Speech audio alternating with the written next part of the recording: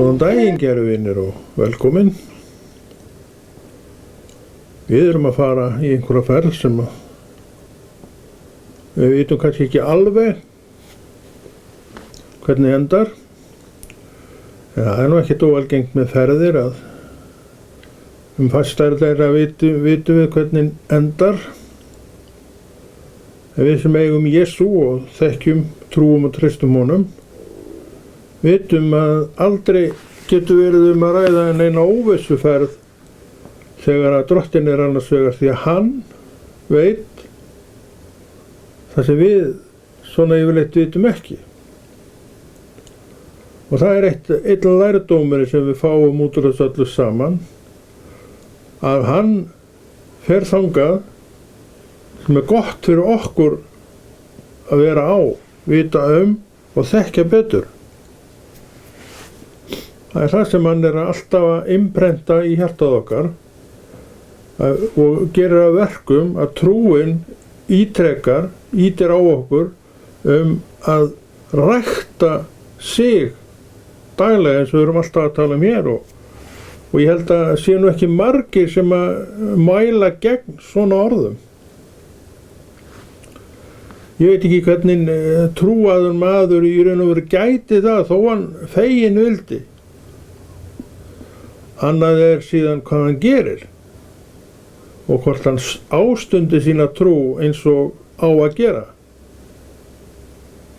En það er alveg ljóst, hvort sem er fyrir mig eða þig, að ekkert okkar gerir of mikið af því að vera undir mætti og megin lifandi trúar. Og þegar við tölum lifandi trú þá erum við bara ekkert að gera neitt nema benda öllum fingrum á lifandi Guð. Hann er höfundur trúarinnar, hann er trúin og hann gaf mér heilagan anda, segðu þetta með mér, hann gaf mér heilagan anda og þetta er aflið sem að fær mig til, gefur mig leyfi til að ávarpa Drottinn, læra af því sem hann er að segja og vegna þess að við eigum til trú þá eigum við líka til bókina sem hann setti niður sem heitir Biblían og hún samanstendur af mörgum bókum. Hún er á sinn hátt bókasafn en samt er þetta bara ein bók sem ekki er fyrirferðarmikil í hillu en samt fyrirferðarmikil í lífinu vegna þess að hún er að kenna okkur allt sem að lífið kallar eftir, lífið vill ná út úr mínu lífi og Drottinn er þetta líf og hann vill ná út úr mínu lífi það sem er gott fyrir mitt líf og þess vegna er hvatningin stöðugt þessi að rækta þetta samfélag. Við höfum enga aðra leið nema að rækta þetta samfélag og að því að við höfum verið duglegt fólk við að gera það sem þarf að gera í þessum málum, þá líka elskum við að rækta samfélagi við lifandi Guð. Þetta er áskapað, þessi elska, hún er ásköpuð og hún kemur vegna þess að við erum að leggja stund á þetta. Og þegar við leggjum stund á það sem er gott, þá komumst við betur að því hvað þetta er huggulegt og notalegt að eiga og hvað þetta er mikill styrkur af þessari trú vegna þess að hún opinberar svo margt lífið. Og það sem er að gerast í lífinu, allar þessar hörmungar og öll þessi vitleysa sem hefur verið í gangi, ekki bara á okkar tímum heldur á öllum tímum, að ekkert af þessu þarf að koma okkur neitt á óvart og það gerir það ekki, tel ég, hjá manni og konu sem að veit upp og niður hvað trú snýst. Það er ekki sjálfgefið að við vitum þetta. En samt hafa allir sama rétt og sömu möguleika á að verða þessi þekkingaröfl, ef svo má segja, sem veit skil á svo mörgu. Það getur vel verið að það hafi í för með sér alls konar íþyngjandi hluti, reyndar þekki ég það nú ekki, en það má vel vera þetta íþyngi mönnum og að vita allt of mikið hvernig allt í kringu sig. Mér finnst það nú bara hugulegt og notalegt að vita aðeins meira að segja, og þess vegna vil ég nú bara auka þekkinguna. En ég segi svona vegna þess að vísu hef ég ekkert fyrir mér í þessu. En maður veit bara að fólk getur verið að mæðast yfir svo mörgu og eiginlega bara öllu út í það farið.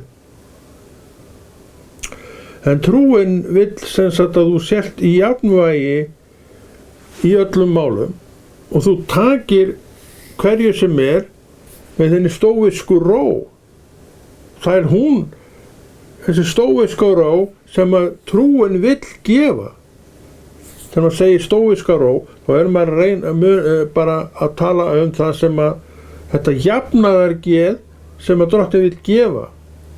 Og þegar þú hefur jafnaðargeð, þá ertu ekki endilega kærulaus manneskja og þú reyndar bara aldeilis ekki kærulaus manneskja, en þú tekur orðið hverju sem einhverju sem að þú kannski vildir að væri öðruvísi, en getur víst lítið gert, en ekki þannig að þetta eitthvað seti þig úr ójafnvægi. Því að þannig trúin, hún vill byggja þig þannig upp að utanaðkomandi, þessar hreyfingar allar utanaðkomandi, þær hafi ekki svo mikil áhrif á þig. Því að endingu þá snýst þetta mitt líf og þitt líf. Þetta snýst í raun og veru aldrei neitt annað nema mitt líf og þitt líf. Ég þarf semst að hafa mitt líf í lagi og þá kemur svo margt út úr því sem móti góðs verða fyrir alla í kring. Það helst svona ákveðin agi inni, það helst svona ákveðin regla og svo framvegis, því að þú ert reglusöm manneskja og það gerir öllum inni gott. Getur vel verið á meðan verið að koma þessu öllu á að það hrikti í og svona kom upp ykkur kergja og vitleysa. En ef að menn sjá að þetta eitthvað sem þarf, þá komast þeirra raunum að andrúmið verður miklu betra. Og það getur alveg gerst með einhverju einni mannesku sem hefur þetta til að bera og svona á ákveðin hátt svona kannski leiðtogi innan hópsins, svona óbeint, þá getur það álitið þess að það kemst á ákveði jafnvegi sem öllum líður vel í, en það kannski tók tíma og það hrikti í á meðan þetta var að komast á, ekki svo að skilja að neitt hafi sagt neitt. Þannig þetta nú stundum, en samt komst á gott skikk, gott lag, sem allir eru sáttu við að sé. Og ef eitthvað annað verður reynt, að þá mun það ekki takast. Því að hinir sem þeir orðið standa vörð þessa hluti og hina vegna þess að þeir sjá að þetta gott og þetta þarf að vera í þessum farvegi. Svona hægt að koma upp, svona gerir trúin, hún vill kenna okkur aga, hún vill kenna okkur reglusemi, hún vill kenna okkur að hafa skikk á okkur sjálfum og þegar að komið skikk á okkur sjálf þá verður svo margt annað í bara góðum farvegi og skipulagt og gott. Þannig að skipulag, ég veit ekki, það getur vel verið að manni finnist þetta fyndið, ég veit það ekki, en ég held að allir sem skilji hvað átt við með orðið skipulag takjum bara undir það að það sé nú betra að vera með það í góðu lagi en slæmu lagi. Óreiða og skipulagsleysi, hvað það? Hvað það annað en glundroði? Tökum til dæmis heilt samfélag, þar sem að ríkir skipulagsleysi og glundroði. Ég spyr, hver vildi búa í slíku samfélagi? Ég held að svo manneskja sé ekki til. En þessi samfélög hafa vissulega verið til. Og þessi samfélög voru þannig gerð að mönnum hryllir enn þann dag í dag við því að hugsa þau. Þar var bara í raun og veru hver sem gerði sitt. Og þeir sem hegðuðu sér verst voru kannski mennirnir og fólki sem átti að leiða og stjórna. Og þeir sem leiddu og stjórnuðu en leiddu fólk og samfélagi sitt út í tóma þvælu. Þessi saga nú því miður líka til. En svo líka til hin hliðin á málum, þar sem skipulagi ríkti og þegar það allt saman var í lagi þá náðist upp viss kærleikur sem leið merki til mín og þín að virðing seti staðar fyrir fólki. En þetta auðvitað einhvað sem að þarf að halda í og viðhalda því að þetta ekkert af þessu okkur eðlilegt að gera. Það svo merkilegt að hugsa til þess. Enda segir Biblían það sjálf að við séum að föllnu eðli. En að því við erum vitsmuna verur og við eigum margt til þó við séum fallið eðli, að þá mun þetta fallna eðli alltaf reyna að togast á við það sem betra er. Það virðist elska glundroða og alls konar þvælu þó að ekki líði nú þessu fallna eðli vel inn í því, en það býr sér það til aftur og ítrekað. Því allt þetta mannaverk. Sjáðu til dæmis stjórnvöld. Eru þau annað en mannaverk? Já, það nú sagt að drottinn setji niður stjórnvöld, en hann gefur þeim náttúrulega fyrirmæli í gegnum sitt orð sem fæstir eru nú að fara eftir. Og það sem að þeir eru að framkvæma þeirra hugmyndir hvernig eigi að gera þetta, og komi inn fárveik stjórnvöld eins og hefur nú gerst, og við erum nú sennilega með nokkur uppi núna, og þá býð ég bara ekkert í það hvernig ástandið í því landi. En á sömu stöðum þetta heldur betri farvegi, og við erum nú svo heppnir Íslendingar að við erum nú með yfirleitt alveg þokkalegustu stjórnvöld og fæstir á okkur séum neitt sérstaklega hrifnir af þeim, sem bara allt annað mál.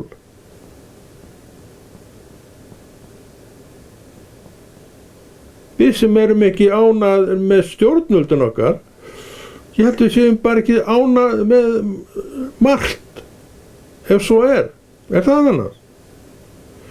Hefur ekki svona í flestum tilvikum geta fundið hellingað öllu sem í kringu þig? Og það ekki líka þannig oft á tíðum að fátt vekur okkur virkilega gleði? Þetta vanþakklæti, og þetta eitthvað ljóður sem að við mannkyn erum haldin af því við erum að föllnu eðli, og þetta fallna eðli varð til við aðskilnaðinn við Guð. Við veitum alveg hvar það gerðist. Það segir í orði Guðs hvar það var. Það var við skilnistré góðs og ills, eins og segir í orði Guðs. Og við vikum Guði til hliðar og fengum þá hitt yfir okkur sem við vildum ekkert fá, og það ennþá uppi. En inn í þessu skín ljós af uppreisn Jesú Krists, af kirkjum hans og verkum hans, og það hlutverk drottins að sækja fólk inn í þetta myrkur, og þar var ég og þar varst þú áður en þú komst til trúar. Þannig að trúin ekki þér að þakka. Að þetta sé til ennþá ekki þér að þakka. Guð tók þig inn, og þú líklega frekar en ég varst ekkert að biðja neitt það, og hvernig á maður að biðja það sem maður veit ekki hausni sporð á, þannig var nú staðan. En drottinn sá framfyrir það allt saman og leysti mig til sín, gerði mig að framréttri hönd sinni, og hann hefur líka gert þig að framréttri hönd sinni. Hann hefur fengið að nota mig, og hann hefur fengið að nota þig, og margt annað fólk líka. Og þetta fólkið sem heldur við því sem hann að segja, því sem hann hefur byggt upp, því sem hann hefur gert, vegna þess að þessu öllu skín af ljós og birta. Og það er margt í orði Guðs sem gjörsamlega þvertekur fyrir það að ég, segðu þetta með mér, að ég hreyfi og hrófli við einu né neinu þar. Eina sem ég geri er að segja já við vilja Guðs í dag. Ég gerði það ekki, nú er nýr dagur, ég þarf að segja já við vilja Guðs í dag. Svo beygi ég mig undir þennan vilja hans og hann reisi mig upp í honum og ég fer á stað og geri það sem hann vill. Þetta er óflókið mál þegar þú ert komin á þann stað að þú betur fattar hvað Drottinn og hvernig Drottinn vill gera verkin.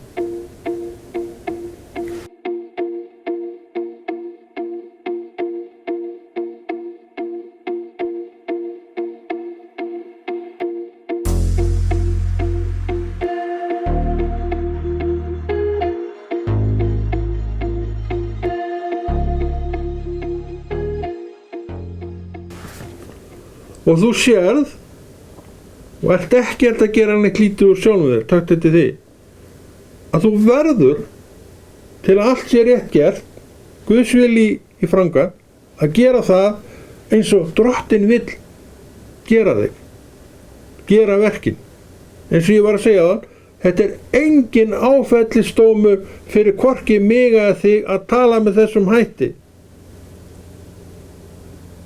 En viðurkenning full á að Drottinn er stærri en ég. Var það eitthvað áfall fyrir mig þegar ég komst að því? Nei, ég raun og veru ekki, því að ég hef aldrei þannig séð tekið sjálfa mig þannig séð neitt svakalega alvarlega. Það er nú verið mín staða í gegnum lífið og ég veit ekki með aðra, en það hefur allan verið mín staða í gegnum þetta líf og ég er alveg sáttur við það.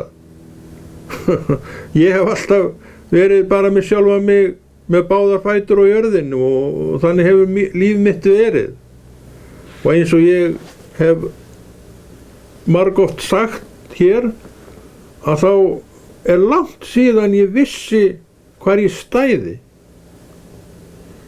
Þó maður væri kannski tíma svona lítill í sér og allt saman það og ekki kannski endilega á neitt sérstaklega góðum stað, þá vissi ég alltaf hvar ég stóð. Og það var svo merkilegt að ég vissi alltaf að ég gat gert fullt af hlutum. En samt var ég með sjálfa mig á stað sem var vondur staður og staður sem var reynda svo vondur að ég hef aldrei hugleitt það eina sekúndu að fara þangað aftur eftir að ég losnaði. Og til staðfestingar því hvað þetta var vondur staður, þá sagði ég, og ég segi það enn, að ég er tilbúin til að þola allt í þessu lífi, en ég mun aldrei taka hitt upp aftur. Því að það væri það versta og vitlausasta sem ég nokkurn tímann gerði. Þetta er ekkert annað en opinberun og þetta er ekkert annað en endalaust þakklæti fyrir hvort sem er mig eða þig sem sér þetta með þessum augum. Það er ekki allir sem sjá þetta. Við sjáum að sumt fólk fer á þennan versta stað sinn sem það er margoft búið að tala um sem versta stað sinn aftur og aftur og aftur. Akkur ég. Hver veit og þekkir manns hjartað. Og þannig er það nú líka, minn elskaði vinur, að þú getur ekki barist fyrir réttiðinum, að þá ert þú illa settur og sett. Þannig bara er það. Og það er líka þannig með trúna að Drottinn gefur okkur baráttu anda. Sem hvetur okkur til að berjast fyrir trúni okkar. Og svo staða hefur verið uppi hjá okkur öllum líklega, að við höfum þurft virkilega að berjast fyrir þessari trú.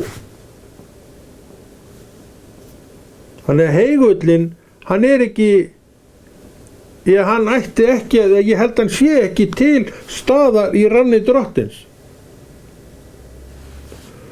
Ef einhver er heigull, þá held ég hann hrekist út aftur. Það má eiginlega segja það að orðið tali þetta. Í dæmisögunni sem Kristur segir við lærisveina sína sálkornið. Hann segir að einhver partur af sálkorninu olli því að menn urðu ofsakátir, þarna er verið að tala bara opinberunina til Drottins. En svo gerðist hvað? Það kom einhver gegn, þá voru þeir farnir.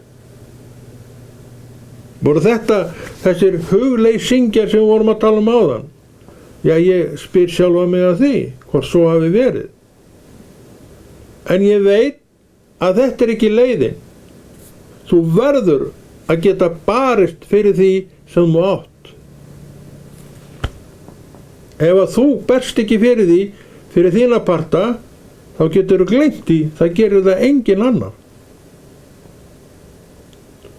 Og þetta er eitt af því sem að trúin vil byggja upp í okkur, það er þessi baráttu andi. Þannig að baráttu andinn, hann er ekki alltaf til neins íls, hann getur líka verið til góðs, en hann er því miður alltaf oft notaður til íls.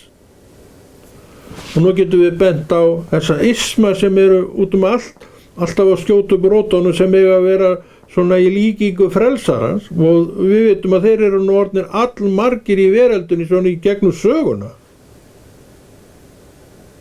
Allt hafa þetta verið svona sinn frelsari, en enginn stóð undir nafni sem þessi frelsari, og það hefur nú sagan líka kennt okkur.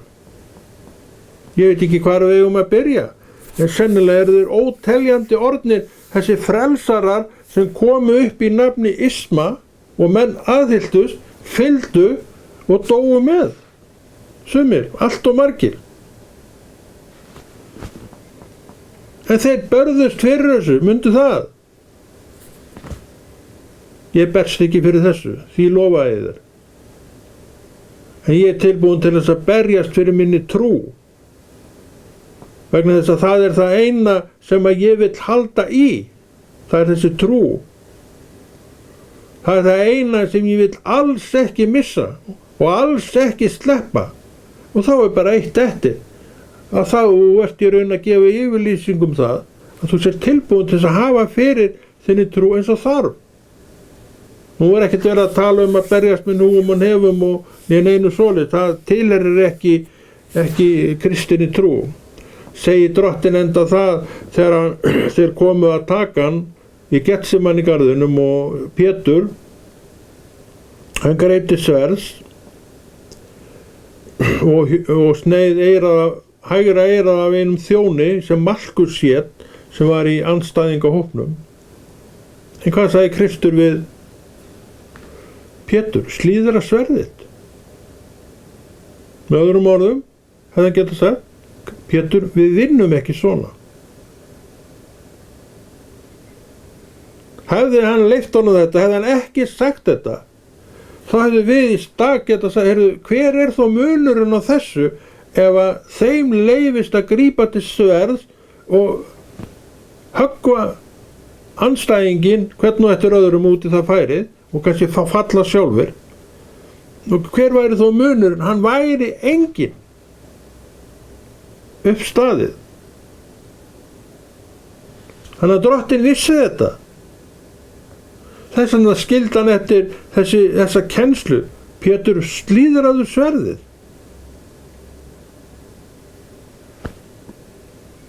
Þeir sem ætla að berjast með þessum hætti fyrir trú, það hefur svo sem verið gert. Þeim verður ekkert ágengt. Og þannig er það líka að þeir sem vilja gera það er nú ekki mikið þetta, en það er til í dæminu, Drottinn hefði sagt við þá, hei, slíðrið sverðin. En af hverju slíðruðu þeir ekki sverðin? Það er ljóst. Þeir voru ekkert á Guðs vegi. Og þess vegna fóru þeir með sjálfan sig út í þessa vitleysu. Og menn heimsins sáu engan mun.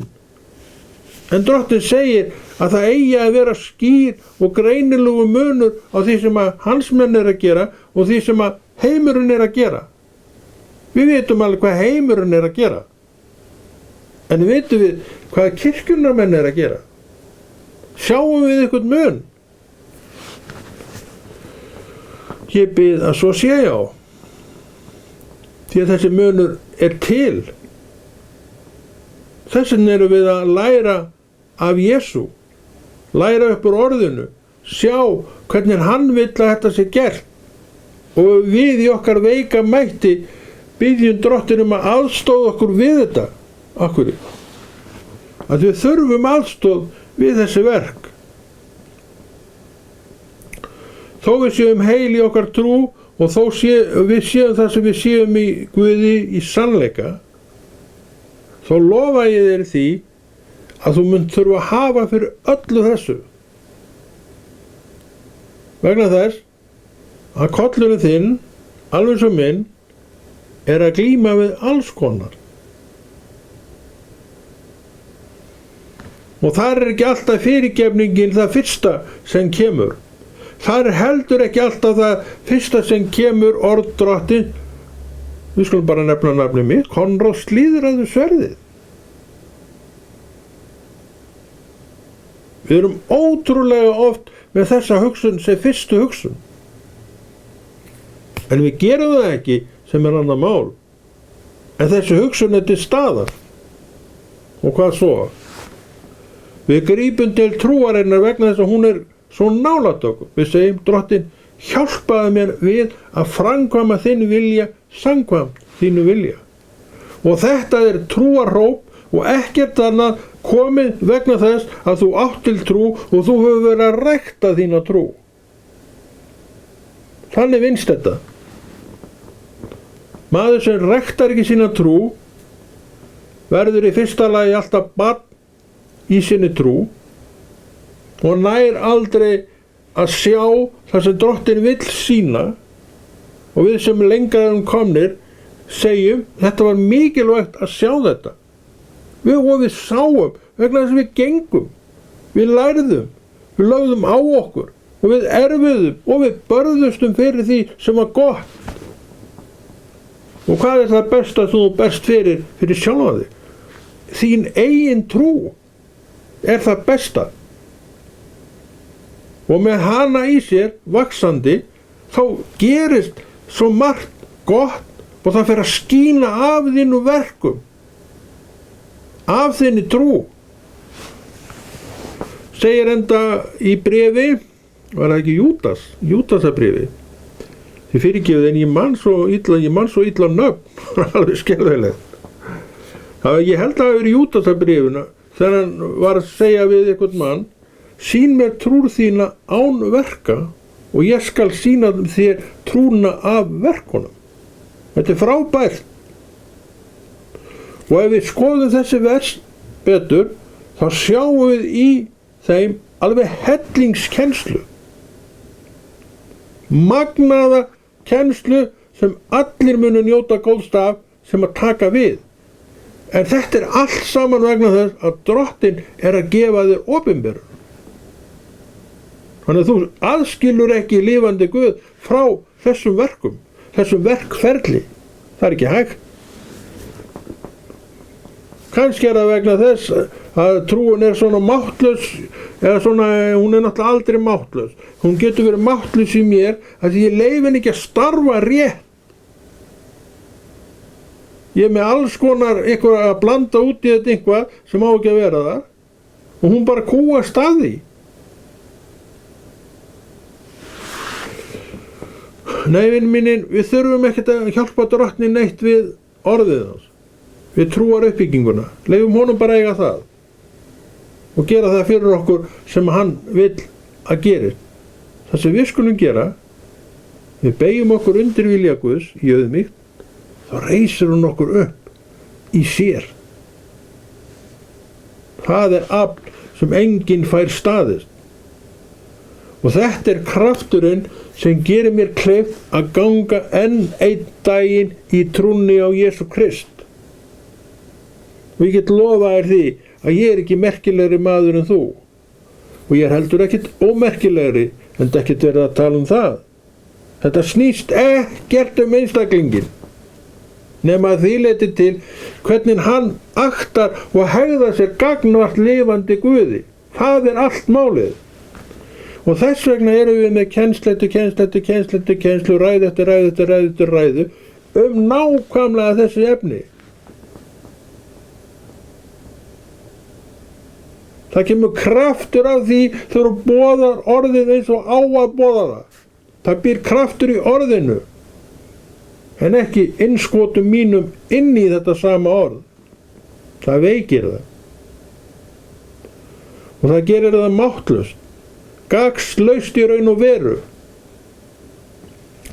sem byggir engan mann upp þegar fram í sækir, en orðið hins vegar hreint og tært, það verður eftir.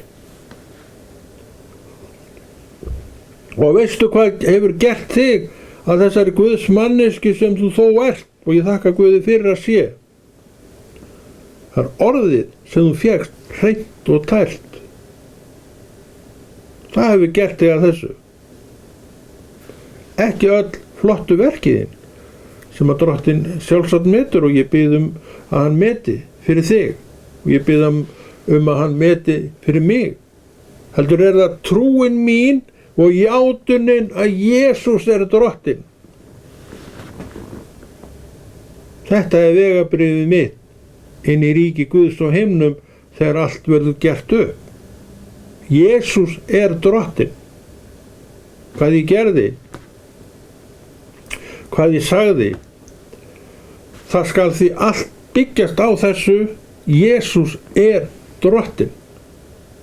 Og ekkert minna heldur en það. Þetta það sem kennslan hefur flutt frá því að kennslan upp úr Nýja testamentinu hófst. Sem sagt, þegar kirkjan var stofnuð, þá hófst kennslan upp úr Nýja testamentinu, því að menn, þeir byrjuðu náttúrulega á því að nota Gamla testamentið sem þeir höfðu ekkert annað. En svo fór Páll og fleiri, Páll stærstur þar, að koma inn með Nýja testamentið. Og það má segja, og líklega það rétt tilgáta, að Nýja testamentið hafi verið komið að svona, mestu leyti og kannski öllu leyti fram á tíma Páls. Hann ekkert höfundur allara brefana, en hann höfundur flestra af þeim. En ég hygg að það hafi strax verið farið í að gera þetta Nýja testamentið. Það skrifað af mönnum, muniði það, en Drottinn á verkið, því hann átti þessa menn sem skrifuðu. En það hafi verið komið, hvenær það gefið út, það veit ég ekkert en það hefur örugglega allt efni verið komið í það á tíma Páls, frá Mattheusar Guðspjalli til síðusta orðs opinberunar bókarinnar. En auðvitað átti þetta að raða þessu öllu saman og gefa þetta út í því formi sem við þekkjum, en efnið allt komið, hyggi, á tíma Páls. Ég hygg að það hafi ekki mikið bæst við eftir að hann fallinn frá. Þannig að við erum búin að vera með þessa bók síðan að kirkjan var stofnuð. Og Páll, við vitum að hann kendi upp úr þessum bréfum sem hann skrifaði sjálfur, og hann vissi hvað hann var kominn. Hann vissi að Guð var að gefa þetta inn í kristna heiminn. Já, inn í kristna heiminn, inn í söfnuðina sem hann ætlaði sér að stofna. Og enn þetta þannig að bréfin, Nýja testamenti, það gefið kirkjunni, söfnuðunum, ekki heiminum. Það hefur aldrei verið þannig. Þetta mega menn heimsins að kaupa þetta og þegar margir eiga Biblíu. En ég held að það sé mjög lítið að þeir nota hana. Og ég skil það vel. Því þú þarft stikkið, þú þarft að hafa í þér aðstöðuna til þess að vilja lesa þetta.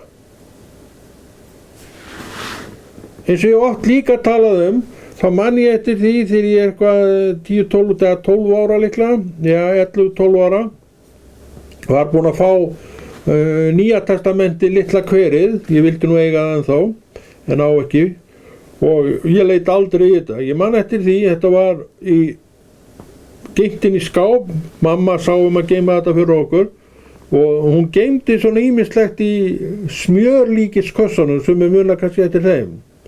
Og þessi smjörlíkiskassi var þarna all æskuárin mín, og þessi bók þar, bæði mín og allra hinna systkina minna, voru mörg systkinin, og ég man eftir því að ég greip einu sinni bókina, það er best að kíkja einhvern tímann í þessa bók, að hvort mann líki hún bara ekki.